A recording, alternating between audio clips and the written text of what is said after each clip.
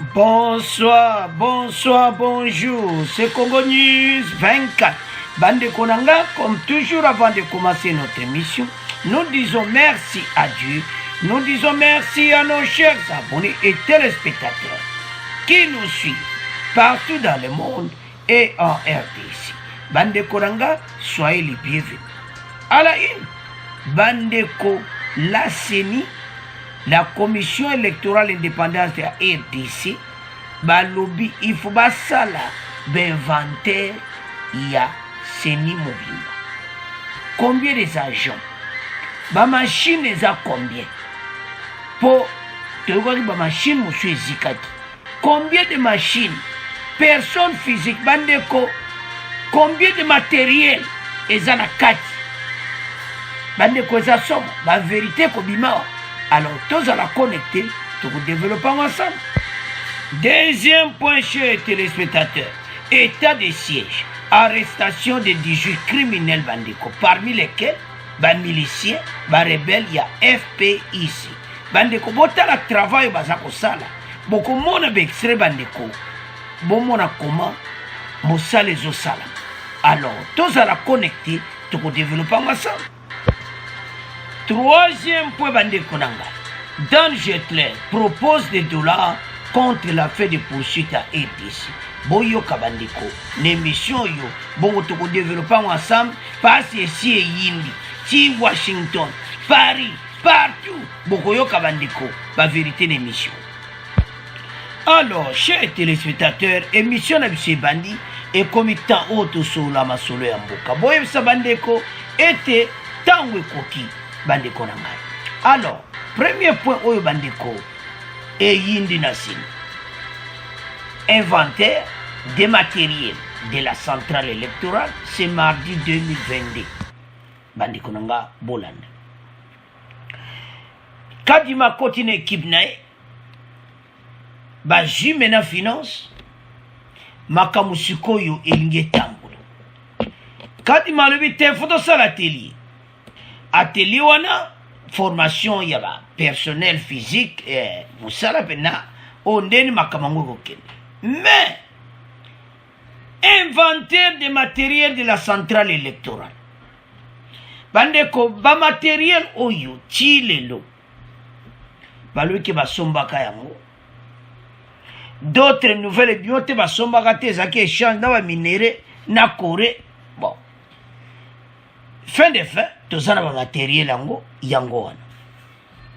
Alors, vérité nango penda ndenge basombelaki yango chilelo nanga pesa rapport financier na eti. Donc ça problème moko sérieux oyo ebele batunaka ba question sur makambo. Yango bandeko ngai dossier oyo eza dossier moko ya CENI. Soki pena ba seré nanga publié. Mais nanga. Yango pas so publié. Parce que je ne sais pas comment il peut survivre. So ban ba publié ma kamnyos. Alors.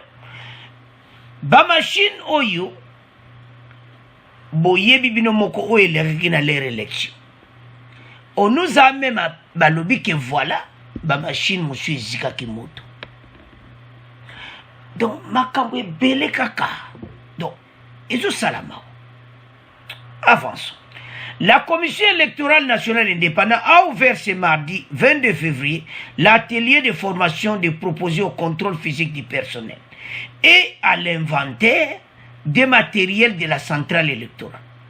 La cérémonie a été présidée par le deuxième vice-président de la CENI, Didi Manara, accompagné du rapporteur adjoint Paul Mouindo et du questeur adjoint Sylvie Birembano, ainsi que du secrétaire exécutif national Toto Mabiku Toto Kani.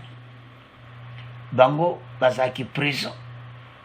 Basalaki d'abord formation, contrôle physique et personnel et puis inventaire. Alors, la question batunaki ba question belé bango moko nasini. Parce que ba matériel oyo bandiko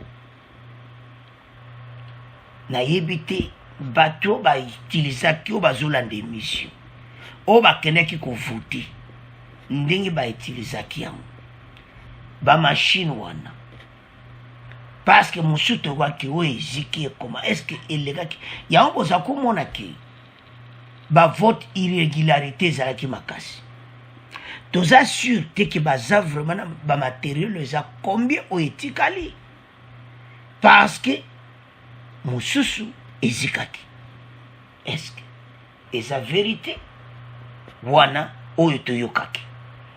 Nous sommes un nouveau bureau avec de nouveaux amateurs. Wana comité Yakadima. Il est important que nous puissions savoir combien de matériel avons-nous. Ba matériel tozarangweza combien. Eza ya koinda esi indi. Quel est son état? Makamka tutolo bango. Bandeko ba machine oyo tozoyeba te parce que ezana ba mususu ba utiliser ki machine te oh donc vote yo ezaki na 2018 ezaki pena mobu kadima alima kambo ezala propre banbaye basoba machine eza pena en bon état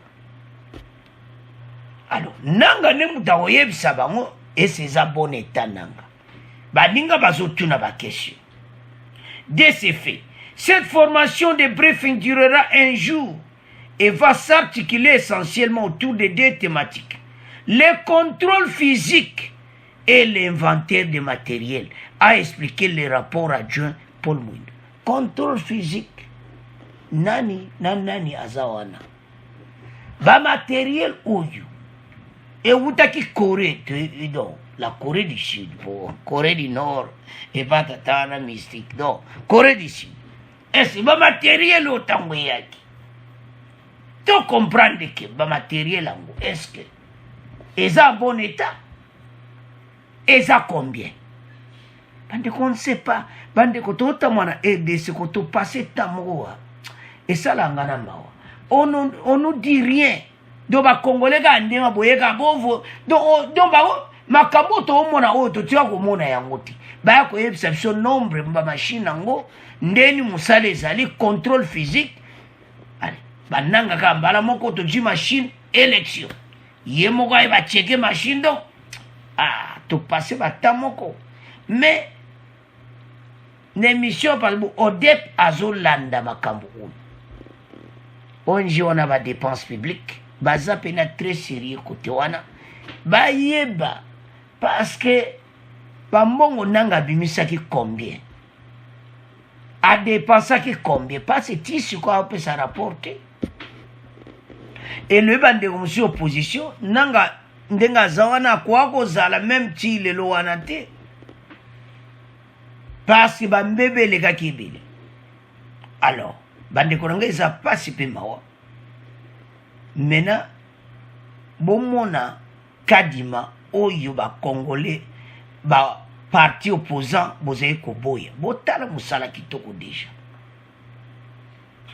do boye ka uniquement boye ba position ya ba personnel contrôle physique et puis ba matériel wana etanam oya surtout ka bode ne mini ba matériel les osalati oh ba matériel ngo kutu mususu oh boy do mobulu eza combien? Parce que vote est en avril là, il y a un gouverneur. Il va utiliser ba machine. Alors, bande konangai, what est le premier point? C'est qu'on n'a pas un rapport financier, tu évites ce qui a dépensé combien, on t'a évité il. Alors, c'est à ce point, tout qui. Premier point, tu commences qu'il y a un deuxième point. Bande konanga, deuxième point, oyo. Et ça somme, parce que tu as divisé en haut, tu as un état de siège. Après arrestation, il y a des criminels, kaka kuna un état de siège, pena ba milicien. O bozo mona wana, ba kangiba. Mais avant de qu'il y ait bango, tout le banano état de siège. Ministre de la Défense a kendaki kuna na Ituri, après Fachindenga ganga ki mokolo wana. Akei passe renfort comme à kusakana muti. Aeko yebisa bon que renfort ezo ya makasi. Parce que boyebi ba beret rouge ga républicaine ba komikuna. ta moko ye wana na photo bomoi na nsima wana na photo wana mpe bokomona na video bomona bango na video. Donc bagarde républicaine baekipe ebele nyonso barégime ebele baza mena kuna yango ye moko ministre ya défense amonaki ke akoma sur place a expliqué bango que renfort eza koya peuple ya Ituri na Nord Kivu nombre ezomata bandeko travail penza ekomosalama parce que soto otala eloko nini fati so otala image balingi avant décembre 2022 makambo esili et makambo ebeti combien 20 ans déjà mais ce qui fati penza balobi ke basilisa yango na fin 2022 mais nayebi te nde bakobetele maboko donc mutu nyonso akosaute na ndenge amoketi. Alors ministre de défense aye koloba tokotiela bino ye aye koloba loba ye na effectif nombre wana eza po ede bandeko parce qu'il y a d'autres villages basoda baza te ADF akoya aleki asali masolo aleki nzelo mais tant qu'effectif ezoya mingi bato bazokoma étouffé mais makambo ya otage wana masolo kala te bakotika bango ozomona. Donc soko otali bien travail pene ezosala so ekomi ti kodeko akanga baotage mpasi amoni mpena ke nzoka nde eyindeli biso donc mobulu ekoti awa tika tokanga baancien seigneur de guerre Thomas Lubanga na Katanga. Mais ba négociation est en cours, tu as vu que moi berere ezalaki nde batina ba négociation na ba kodeko. Mais ba négodine pas travail zo sala. Alors, toyo kanan ministre de défense, bon to continuer mission na biso. Sa part, le ministre de la Défense nationale rassure la population de la détermination du gouvernement congolais à pacifier la province de l'Ituri. Pour cela, Gilbert Kabanda Kourenga a annoncé le renforcement des effectifs des FARDC pour imposer la paix et permettre ainsi le retour des déplacés dans leur village d'origine. N'est-ce pas, Isaac Remoyope? Parmi les dispositions prises par le gouvernement sur la situation sécuritaire en Ituri, le ministre de la Défense a reconnu d'abord la nécessité de renforcer l'effectif des militaires des FARDC dans cette province. C'est là pour des objectifs, d'abord pour imposer la paix dans le cadre de l'état de siège, puis pour sécuriser la population dans leur village d'origine où parfois il n'y a pas de militaires. Il a déclaré que des équipements militaires sont disponibles pour atteindre ces objectifs. Dans le cadre humanitaire, il a annoncé l'installation d'un hôpital militaire qui sera accompagné du déploiement du génie militaire pour aider des milliers de déplacés dans la zone, notamment dans les travaux de reconstruction des infrastructures. Le ministre de la Défense a rassuré la population que dans un mois, toutes ces mesures seront appliquées pour répondre à leurs préoccupations. Enfin, pour Gilbert Kabanda, le gouvernement de la RDC est conscient des souffrances de la population de l'Ituri, victime des atrocités des groupes armés, et met tout en œuvre pour en finir une bonne fois pour toutes avec l'insécurité, a-t-il conclu. Bounia Isakare Moyope, Radio. Alors, bandeko nanga tolandi message à ministre de la Défense que il faut une sécurité ici là dans Nord Kivu na Ituri. Il faut en finir ici là. Alors babaksi nombre ya ba militaire. Renfort ya ki bandeko to l'accès une émission semaine passée. Renfort eza ya kosakanati. Donc bordir na ba Rwanda partout kuna donc eza ya koinda. Soko mon bagarre républicaine bakoti masolo, c'est-à-dire tous on a besoin effectif. Peuple on est face à la protéger. Ba message pesa maki makasi et puis fachi atena ki rigueur na lera solo la ki na bango bandeko. Aye si bango ke ba soda boza wana pona ko batela mboka. A mettre bango en garde. Bandeko, tous en espoir. Et tes solutions et kozwama. Kalate tokokoma place où parce que bandeko Nord Kivu na Ituri bandeko ba souffrir. Mais mikolo yo ADF Kodeko pour bango na pene ba tout som baza de badat. Bas donc mon boulot pene koti bango. Eza somo bandeko nanga. Avançons.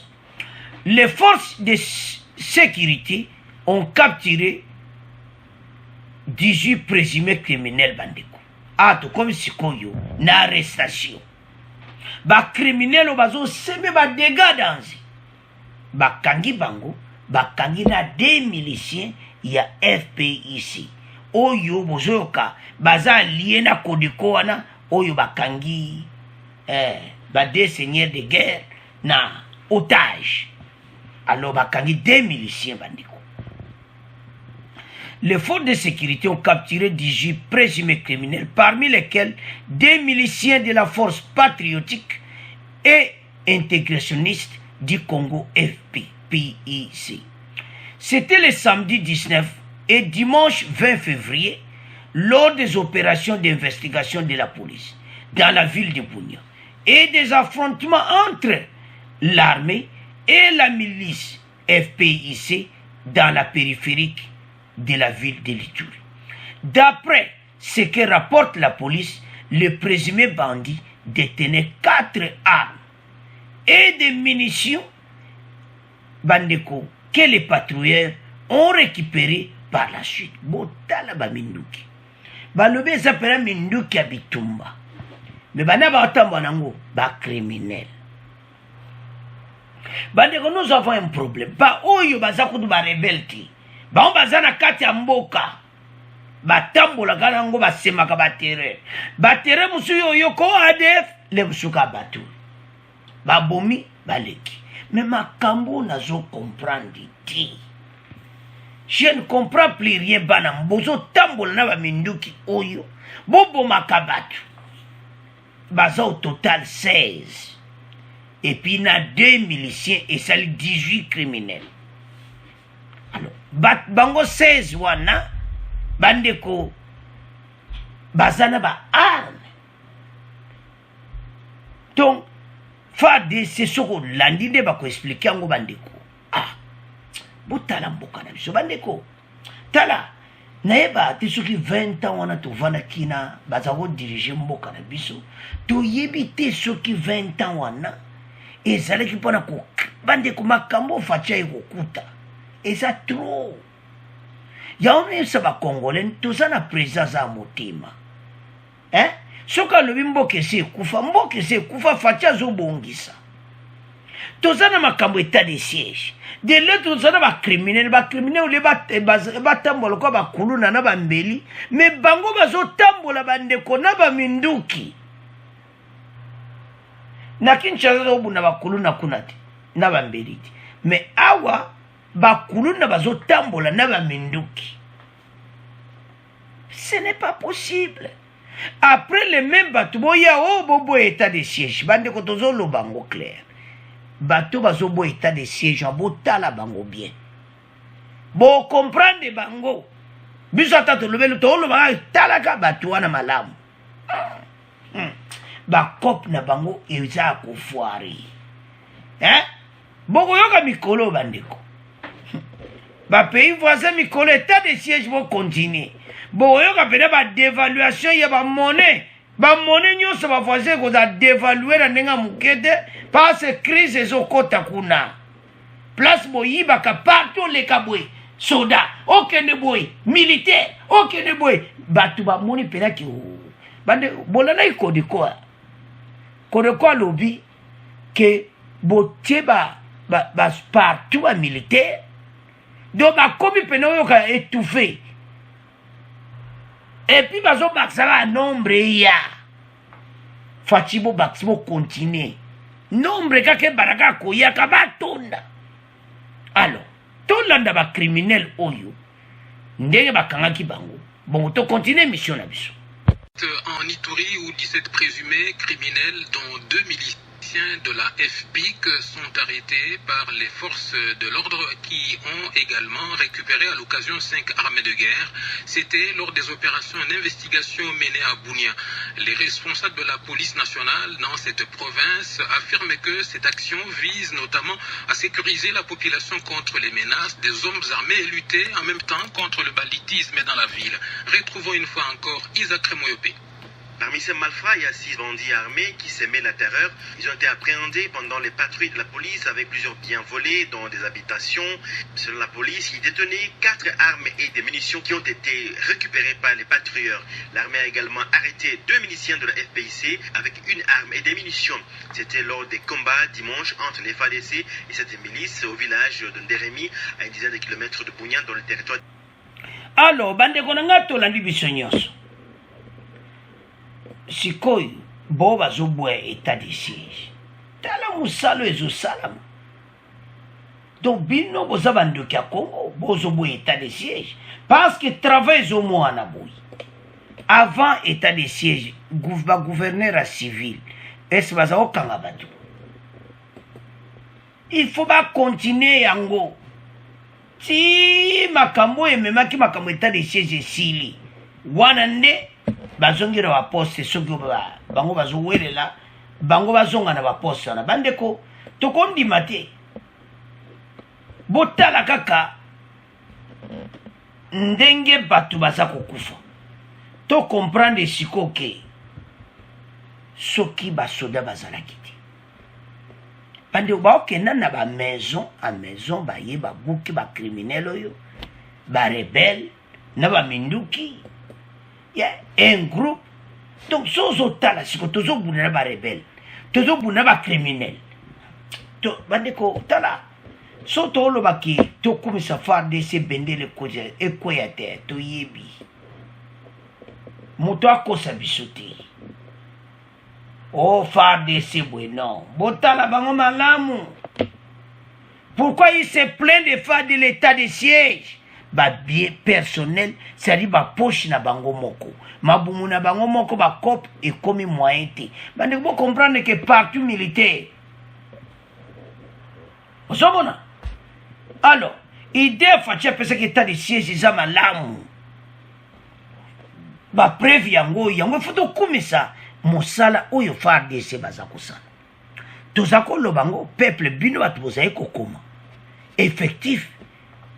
Bah abonné bozo comme l'air nyonso voilà il faut pas baxer effectif parce que nombre des amis étaient village comme un village oyo bah ba kuti soda azate ba sali mabe maintenant to landi biso son émission oyo qui effectif eza komata kaka komata ba beret rouge bazakuna donc makambo ezaka komata ba policier bazo sala travail na bango félicitations. Parce que quand on policier penza basali vrai boulot pour oya ba criminel oya ba policier mais oya ba mususu wana ozomona ya ba milicien wana FARDC donc musale so salam. Lors des échanges, des tirs ont eu lieu ce dimanche 20 février dernier entre les forces armées de la RDC bande konangai na groupe Oyo armé et la milice de la FPIC. Minduke bete makasi avame bakanga 2 miliciens wana. Les éléments de FARDC ont capturé 2 miliciens de la FPIC et ont récupéré une arme et des munitions. Tout la division de extrait wana. Ces affrontements se sont déroulés au village Nderembi, à environ 10 km de Bunia, dans le territoire d'Irumu. Le territoire d'Irumu est comme menacé koleka. Bande korangai, eza makambu moko donc oyo ndenge to la nexiro wana ndekwana lobi que to continue to mabunza bazo kama bonde la batu. Donc soko tali batu bazo bonde la pona baka o to landi wana. Peuple lobi et te batu bazo bonde la pona baka oyo. Bon nzambe wana yoke la fachite ayoke la RDCT fachi apesa epe mboko na maboko nzambe bande kono nous avons l'espoir que to rekota 2023 tena batu tozo mona que 2022 masolo yo et comme na degré mususu bande ko fachi bula yezali alinga makamu ya lobi kokisa avina kozala tranquille ce qui est wana ba komina kimiati. Mais c'est ça. Ce qui gouvernement ou yaki liboso. ata kuta ezali nango kaka bongo baza kokipe makambo te soki basalaki ata mwa pression na bagroupe armé mbe makambo ekowumela te état de siège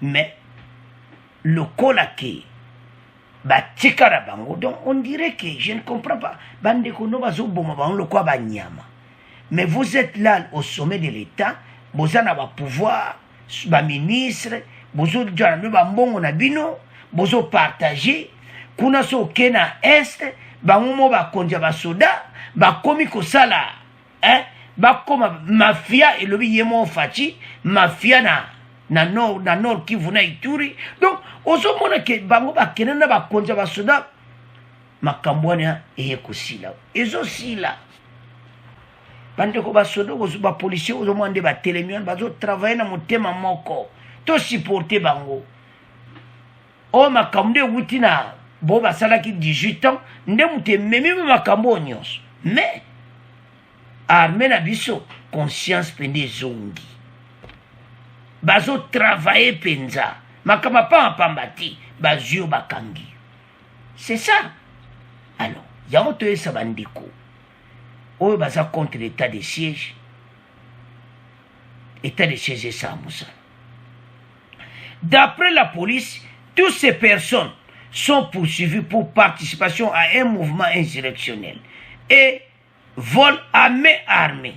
Donc, baza bango 16 criminels wana na ba minduki. Ba civil na minduki. Nzambe na ngai.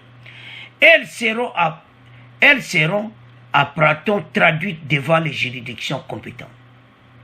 Ba aucune prison na évité. Bakatela bango combien wana babone na biso bakopesa mais ce qui est vrai bandeko botala kaka baminduki wana botala kaka bango bazobomaka bandeko na bango moko ozomona bandeko il y a un problème so balobi ke tosupporte a gouvernement ebele bazomona ngo kaka boye et combien de temps mwana mboka au sommet de l'état bazosala effort oleke biso tosangana ensemble tokumisa mosala tozala ngo te les autres là sont divisés leur mission élection 2023 leur mission boni élection eza glissement makambo ya esule totelemela ngo makasi parce élection ekosala nango. Mais batu mitema puka makambo élection alors que nous avons un problème sérieux à ce qui kadima le ba contraint la guerre à est oh voilà pourquoi contraint guerre à l'est c'est qui va le ça la glissement mais tout ça ndenge nini nyoso nini batu yo tout mba mosusu ba travailler pour na ba intérêt na bango bazwa ba poste bazwa là mais botala biso moto omona mosala fatia osala autoza ne charge fait à lobeli basoda tolandi biso yo c'est une mission tolandi ministre de la défense bango bamemi nomba baxe effectif kuna guerre ifesi donc biso tout au prier nde bandeko balobi ete masolo sila na est c'est à ce point tokomotika deuxième point tokomoka na troisième point. Alors, bandeko nanga tokomi na point na biso oya suka. Bandeko awa tokoke nango malembe point par point. Passe ici yindi.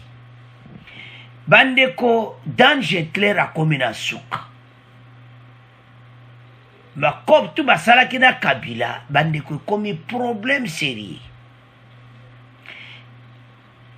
Avant de te en détail, tonto expliquer ba Congolais que baza na problème. Mikolo nyonso ba komo kende Washington, ba okende Paris, do ba partout bazo tambola. Ba américain ba bloquer dollar, ya kosa la transaction ya dollar ti. Na ba faire na yi. Bo comprendre que ba transaction mingi sala en dollar et surtout biloko utaka na RDC. Alors yaya lobi kena anga kena na négociation siko direct boyo ki te gouvernement ba osaba négociation si makamutu wana ba récupérer biloko wana ya mboka na biso puis 2 milliards ezala wana na mesa. Alors mais masolo ezobimawa bandeko bato yo bazosala nyonso. Dan Gentler propose des dollars contre la fin des poursuites en RDC. Depuis de longs mois, l'homme d'affaires israélien Dan Gentler tente de négocier avec Washington pour mettre fin au régime des sanctions qui les touche depuis 2017 quand le Trésor américain l'a épinglé pour corruption au sommet de l'État congolais. Vous avez tant épinglé en 2017 coopération au sommet de l'État congolais, c'est-à-dire avec le régime Kabila, tant épinglé et bandé Djalé Rwanda, pas ces bandits déjà. Alors, le cola américain l'a épinglé pour corruption, alors, Bakumoluka tous les moyens. Alors, l'espoir va que de gauche, va que de droite, bandeko, toke malembe. Donc, situation est appelée à mon boulot. Pour les fils américains, Gentler s'était immensément enrichi grâce à des contrats opaques et corrompus dans les mines et les champs pétroliers congolais. Les militaires, les milliardaires étaient accusés d'être servis de grande proximité et de son amitié étroite avec le président congolais Joseph Kabila pour faire mes bases sur des exploitations minières et pétrolières, dans tous les pays. Donc, bandeko, bazon directeur bakageza en otage, babiloko mingi. La majorité n'a pétrole. Bandeko, ba vérité boyoka ao, eza somme. Parce que yaya mikolo azana problème sérieux. Alors, le quoi ba funda kinango, y a mon seule solution nini apusana et pas ya fachi. Tolanda. Après avoir tenté en fait de négocier avec les États-Unis, annonçant même qu'il était disposé à passer 2 ans derrière les barreaux en Israël, Dan Gentler a commencé au début de cette année 2022 à négocier directement avec le régime de Félix Tshisekedi. Tangu amoni pena ke mote pela isi ba Amerike tala Israël basa misanga erero bazunga. Donc ndena zawana donc nako passer 2 ans derrière les barreaux to continuer kana makambo ngaka. Donc somu takomo lo babongo ça dit point à komina suka ba américain ba ebo coincer mutu to kanzete ke ye ndenge zan passe Fatima Kambasola kina Joe Biden. Ngana yo to yibiti.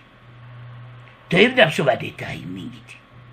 Mais soko tali déjà son otala makambo yo na comprendre baba solo nenge legaki. Peut-être le solo est appelé quand na katibo waka kubuleka. Ezango preuve. Alors Dan Gentler a moni pena ke 2022 awa ezamubulu tika namona fachi. Ce dernier étudiait depuis plusieurs mois les moyens de mettre en branle une grande offensive judiciaire contre Gentler. C'est-à-dire, Fachi déjà va préparer que comme ma campagne et que ne peine la justice. Au moment il y a le bité, tout solo na la mesa, kutu, babiloko tout na kopesa bo compte pas ça ce qui est la justice et ça mon boulot. Et pression et justice c'est bani sur kobangi sai.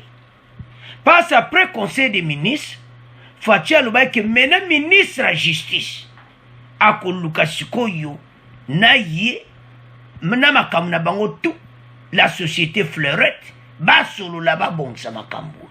Yaya le bien ngai. Justice. Dan Gentler propose des dollars contre la fin de poursuite en RDC. Bon, mais la justice. Oh, bah, tu le mais ça va Hollanda. Le Congo à vendre. Bah, le mbongo wana ya PC za mukie. Bah, Congolais bazana besoin mbongo ebele. Et ça somo bande konangai. Alors, toyoka sikoyo extrait oyo bongo to continuer mission na biso.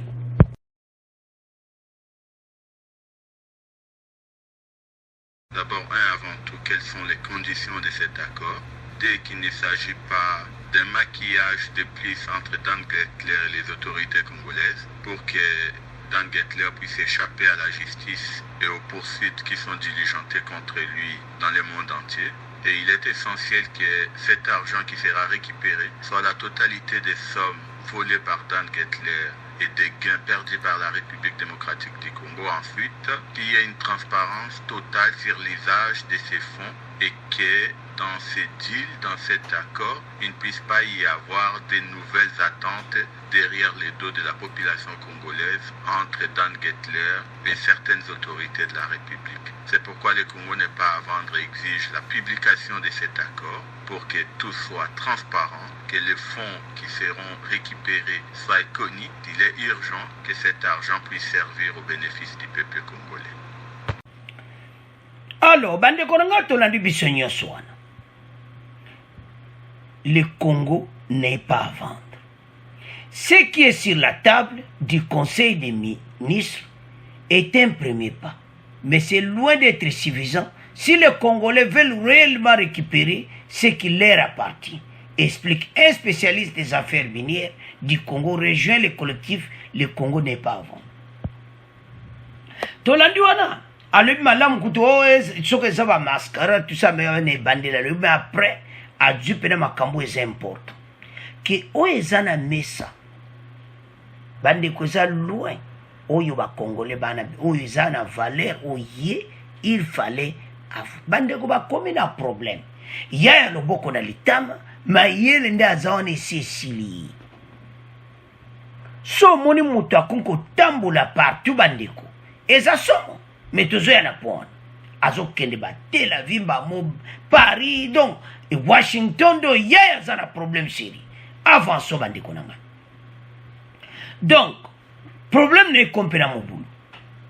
Ces derniers étudiaient depuis plusieurs mois les moyens, voilà Félix Tshisekedi, les moyens de mettre en branle une grande offensive judiciaire contre Gettler, sa société Fleurette, ses associés et ses multiples avoirs en RDC. Batune nyonso ba travail kana ma yeba cop ne nyonso batune nyonso.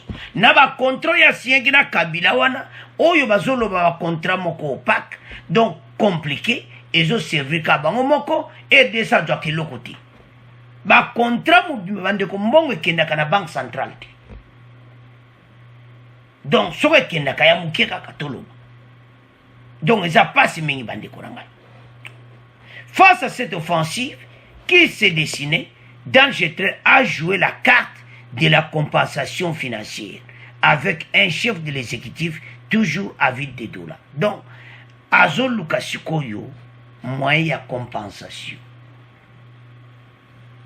Dan Gettler propose des dollars et des mines contre la fin des poursuites. Bon, mais maïe na justice. Bambongo ekobime bele fachi bo kenene mabande ko pesa ba message ba memaye na RDC na justice na biso ba misa ba milliards de dollars pas ndaza ona ba américain ba conseil parce ce que par biso makamnyo sur la justice leki sili ba kolongola sanction na ye soit comme clair et lo yazo luke kene rapide pour les Américains, c'est bon, sikoyo sanction longo. Bande ko boye ba ke kopo ba Américain ba reve sango. Et te bangona Kabila ba sien ba contrat moko do mawatro. Siko so ba Américain mutu ba mona on ba ko tika te ti masolo yo ebima mutu nyonso amona yango. Alors, problème siko bazanango bazo luka siko ba renew ezo sala. Le Congo a vendre à Zanazé, a raison. Ba Congolais faut pas bénéficier de milliards de dollars. Oyo, yetata oyo, a zoa, et comme état oyo, ba Congolais va bénéficier de mbongo wana. Bandeko, et ça mbongo belé. 2 milliards wana zambongo te. Et puis soit ngaya na gene ya compensation bo solo la bango bo wele lati ba avocat l'état bazali bo travailler malamu passe azaja kubanga passe na conseil des ministres fachi apese makambo na ministre ya justice ete ba solo la ndenge nini ba ko arranger situation oyo. Alors ye azolinga ekende na justice teo ba poursuite to sukawa mbongo ngana pesa to sala compensation. C'est ça tina to lo ba na émission yo yaya yena ba ide mususu alingi compensation. Mais et descendi ma compensation ananité ezala ndenge ba Congo à vendre ba lobby que c'est loin d'être suffisant. Bongo a proposé qui déjà. Si les Congolais veulent réellement récupérer ce qui leur appartient, il faut pensa babi misamokwa ya munene. Avançons. Pendant près de 3 semaines, un jet privé a sillonné le monde au départ de Tel Aviv. Bolanda Bandeko, base arrière de la famille très orthodoxe de l'homme d'affaires proche de l'ancien premier ministre israélien Benjamin Netanyahu. Direction Kinshasa, mais aussi Washington et Paris pour tenter de trouver les termes d'un accord qui puisse agréer tout le monde à l'espoir afin de compter faire lever les sanctions américaines. Sanctions américaines de Moutekangi. Mayele Sili. Bande kuba transaction $, mon salizati. Alors, sikoyo ye atambule ake Paris, Washington, Kinshasa do jet mikolo yo. Et ça na problème azonga Israël et pas wazuka ba aide ba américain ba aider et pas la famille orthodoxe proche, il y a ancien premier ministre Boyebié, il y a Israël, donc à sa proche, vous comprendre que Netanyahu a aidé Namakamou. Fachak Nakamale, Malem, mais t'as félicité. Ndeba Kangi, Bango Penana Loboko, Boy, Bango Boujende. C'est quoi, Yaya, Akubo Lukanzela Mokusi. Aïe, qui EDC Batoualingi Mbongo, corruption. Hey, yo mutu ba pesi dossier à conseil des ministres, c'est pas ministre et la justice. Mais vous avez un problème. Dans G3, vous avez un problème sérieux à faire pour le moment. Pour faire ça, la larpe n'est en haut et en boca. Tala, ma solo, on a Biden, il les gars qui peuvent un propre résultat en haut. Malgré tout, il y a un détail. Mais tout le monde a passé. Problème n'a eu. Et ça a un problème sérieux américain l'a épinglé pour corruption au sommet de l'État. Les Américains ne pas qui est batali bosso. Alors, bango ba contrat ba signé Kabila et ça ko détruire RDC. Ba milliards de $. O ba Congolais ba sana posa na mu. Et ça 2 milliards wana te o toyoka ki. Le Congo va vendre ba ABC et DCT. Ouane Zambongo, tu sais que c'est la table du Conseil des ministres. Ils ont encore un premier pas, mais c'est loin d'être suffisant. Ce que les Congolais vont récupérer un bon banque. Avançons. Vendredi 18 février, lors du Conseil des ministres congolais, le projet d'accord a été mis sur la table. On peut lire dans les communiqués qu'après négociation, la commission spécialement créée à cet effet, mise en place, a conclu, avec le groupe Fleuret, les thèmes de référence d'un protocole d'accord, devant permettre à notre pays de récupérer les blocs pétroliers et les actifs miniers détenus par les 10 groupes blocs actifs évalués à plus de 2 milliards de $. Américains, ainsi qu'une partie substantielle des royalties de Kamoto, copper, il y a cuivre, hein, donc sous nos tala, bateau cuivre et cobalt dans la province de Lualaba, qui lui était aussi signé. C'est-à-dire, na cuivre na biso, na cobalt, il y a Lualaba, ah, nzambe nangaye. lui a été cédé na contrat na bango. Bosiko yaya basedaki biloko wana mbongo bone ekotaki na ADC. Soki Faci alobi mboka ekufa bopoza batomboki bato ya FCC basepeli te. Me botala bino moko koma bakontrat ya boye bosede moto bakompani ya kamoto ya cuivre et cobalt. Non. Alors le temps que siko na le Congo à vendre nde toyoki nde balobi wana Congo à vendre balobi mbongo wana 2 milliards pesa so kombio batie ezala ba 2 milliards ezaka muki ba congolais balobi Faci toza besoin mbongo ebele. Donc pour le moment yaya bazana problème sérieux toyebi te nde makambo ekosuka. Alors bandeko na ngai yaya loboko na litama azoluka ndenge nini makambo ekokende. Soki pena siko balanda pena bayeba makambo oyo na muzindo bandeko ndenge bandaka bailaksango eza somo. C'est pour ça le Congo à vendre baluba rendre en public ozomona. Parce que bango bandeko, peut-être vous connaissez, peut-être vous ne connaissez pas, ba ONG baza olanda dossier yo bandakala. Bango mutu bachaki pena pression après révélation ya américain.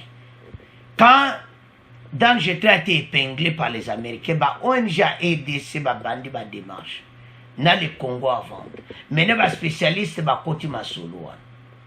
Alors, yemi kolo ya komi jet privé. Tel Aviv, Amata, Paris, Washington, yaya lobi kiazo luka ndenge nini akosisa makambo yo ata kopesa compensation.